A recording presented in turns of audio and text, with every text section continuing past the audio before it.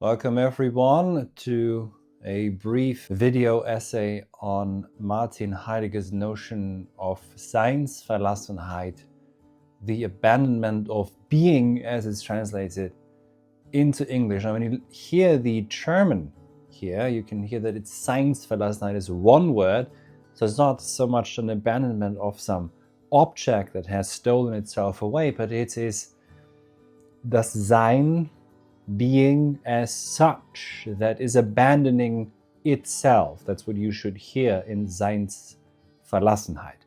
And if you've read some Heidegger, or maybe even a lot of Heidegger, and perhaps also some commentary on him, what's usually made strong is that Heidegger critiques, quote unquote, Plato and Aristotle and the Greeks and in general, and somehow metaphysics with a capital M is to blame for all the world's ills.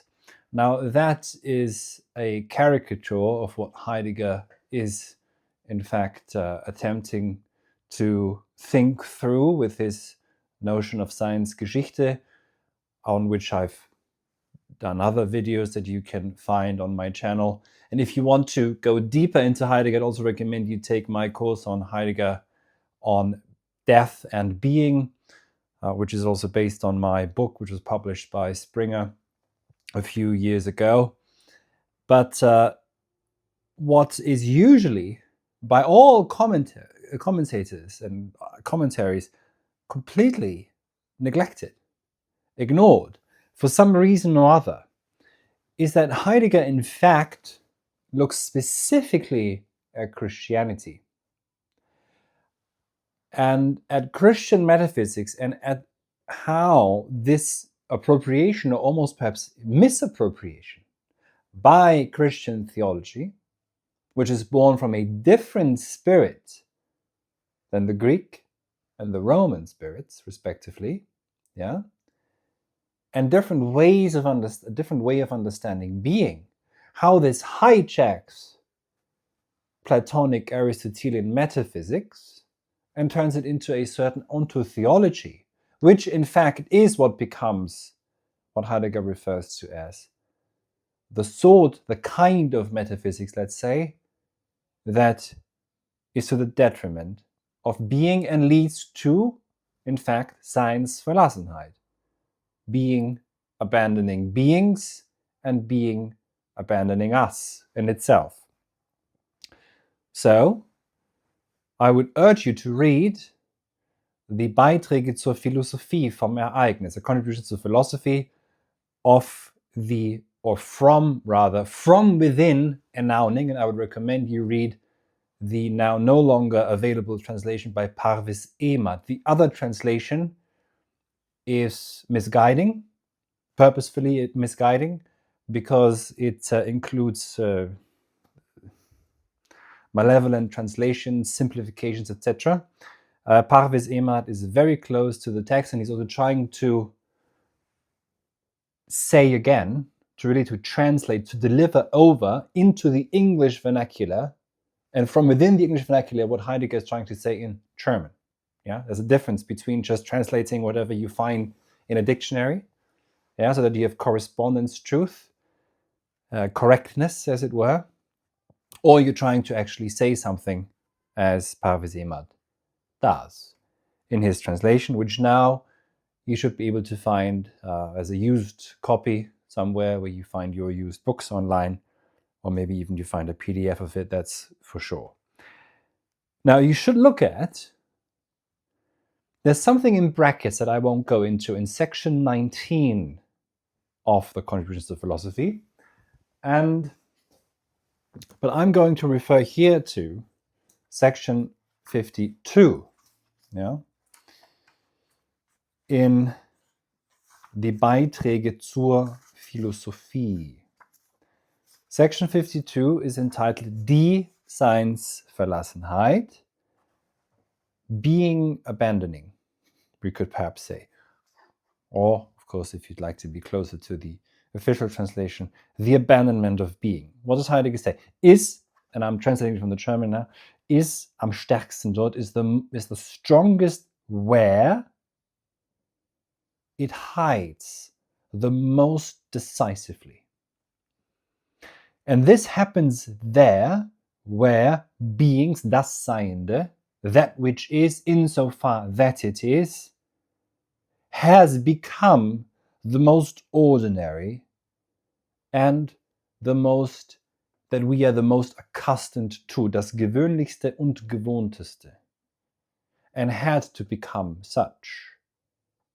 And this happened first in Christianity and its dogmatics, according to which all that is insofar that it is explained in its origin as ens creatum, created entities, and where the creator is the most certain.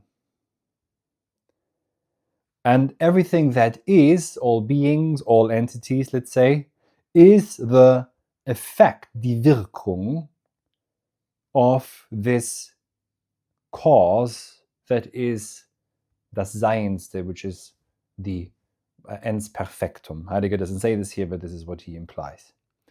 So there's a cause and effect relationship, yeah, that Heidegger here then sees already in the Christian notion of creation, and this, according to Heidegger, leads to the abandonment of being, because beings now become what? The most, das Gewöhnlichste, the most ordinary. But instead, what philosophy, what the Greek, this is the notion of thaumazein, Heidegger does not refer to this here, but this is what he implies, is that what's the Greek experience of beings is that they are the most extraordinary. That something is in the first place. And the difference between the Greeks and that something is at all, this, the thaumazein, the awe in front of that something is, the fact that something is, in the first place, is totally different from the Christian metaphysical question, most poignantly, of course, or most succinctly expressed by and articulated by Leibniz. Why is there something rather than nothing? What does this imply? The question by Leibniz implies that beings now, that's something, now has to justify itself. That's a thought that's foreign to the Greek experience. It's the attempt by Plato and Aristotle is something else, is to save the phenomena. So what is das Sein, die Seinsverlassenheit, the sign, and what is the abandonment? How does being abandon beings? Heidegger writes, this is still section 52 if you want to read along, and I urge you to, if you're French, and you should read this in French, if you're German, of course you read this in German, if you're English, as I said before, get Pavel Seeman's translation. That being is pulled back, that being, has pulled back or has released itself, has in fact abandoned itself and has removed itself from beings. And being, or that which is, rather, beings, that which is in some sense, in a Christian sense, becomes something that is made, gemacht. It's a product. You're a product. We have this notion that God, the human being plays God. You will have heard this. It's so commonplace, when we dabble in genetics, etc. Now, this is still, even if you're not Christian, and even if the scientist who engages in this isn't Christian, matters not. This is a Christian understanding of technology. This is a Christian understanding of, so that we, insofar as the human being is produced, why not, in the end, or the plant is produced, the animal is in some sense an artifact, why not then play God yourself at one point? So I wonder, for example, also a reappropriation of technology, of techniques, in a genuinely Greek sense, what that might look like would be totally different. So again, the Schöpfergott, the Creator God, makes being. And then, of course, and of course, the entities are then ultimately, necessarily, become the Gemächte, the playthings, we could say, of the human being, the makeability. Everything can be made and produced to be ordered and to stand ready for consumption, for use, etc., for optimization. In that sense, Heidegger sees very strongly that Christianity is at the root of the abandonment of being and plays a significant part. And that is, for the most part, entirely ignored. And usually there's just finger pointing at Plato and Aristotle and the supposed wrongdoings that Heidegger doesn't see. It's not about anything that's been done wrong. But you can see here that this is a misappropriation. The ontology that we have inherited.